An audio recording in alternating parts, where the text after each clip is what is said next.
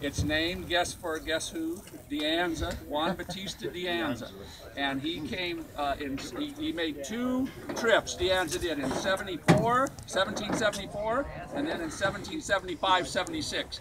The first one was, they're trying, the Spanish capital of California is at Monterey, and they need, instead of trying to supply them by sea, which is, given the state of the art at the time, it's not dependable, so they wanted an overland route so they could supply the capital at Monterey. So a small group, about 35 or 40 of them, they went, they blazed the route up, and then they came back down. And what they did is they started at a place called Tubac, T-U-B-A-C. It's right by Tucson. If you've ever been there, it's very cool down there. Tubac was the Presidio. They have a church there called San Javier del Bac, an old-fashioned old church, really a cool-looking thing. So they started from just there near Tucson.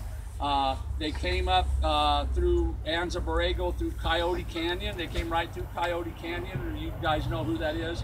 They came up through Warner Springs, and then through here, he just basically slanted right across. You can kind of see the general, you know, the open valley, but he slanted right across here. A little ways up here, we'll cross Bautista Road, and that road, actually, that's really the exact trace of where Deanza went.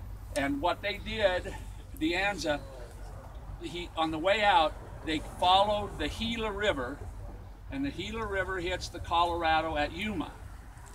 Then when they got to Yuma, because of all the sand dunes there, like down along Interstate 8 down there, they dropped down into Mexico, and then they came up a little west of Mexicali, and then came on up through there. So what he did in the process of doing that, he pioneered or popularized the Gila River route. They went on the Gila River. They were trying to avoid the Apache, so they wanted to go south of that.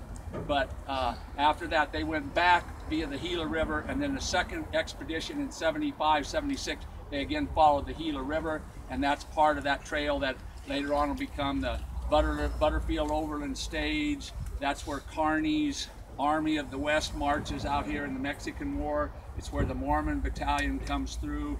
And what did I say? It becomes the Southern Immigrant Trail.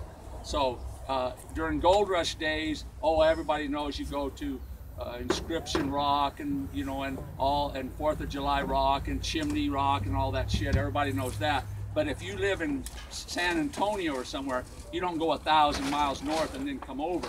You come over from where you are.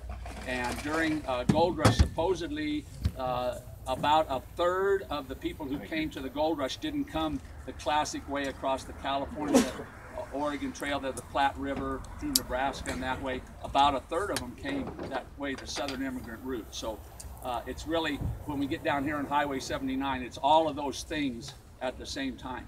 And you can see why. It's just a big, broad valley there, and you can just practically just see why, you know, why that got picked.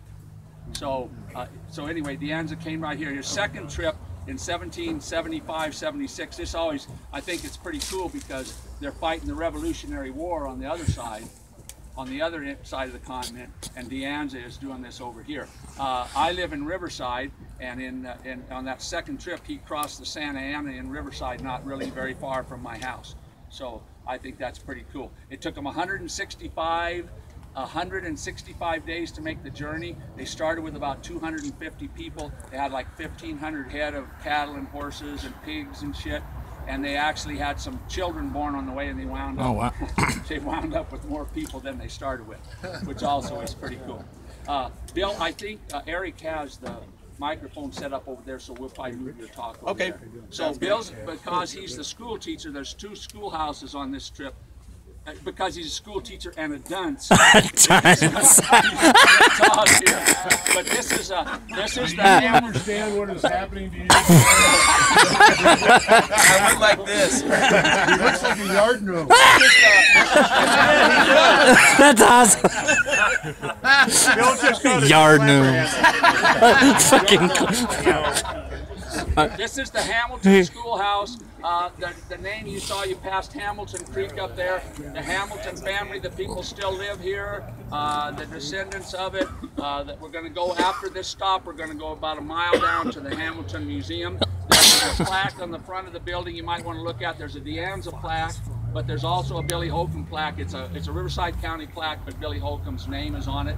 These people here at the museum, this is a big thing for clampers have come. This is a community-wide event. It's in the newspaper. They have coffee and donuts over there for us. Hey, Bill. We wanted to know if they would open up the schoolhouse for us, if we could rent it for the day. How much would that be? $35. I think they have a razor-thin budget here. We're going to give them a donation, but we got a tip jar that we're going to put out. It says ACIL, the Anza Community, Anza Civic Improvement League.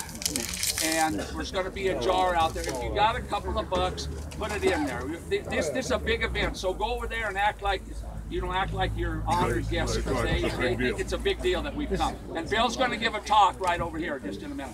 Make it till you make it, boys. Make it till you make it.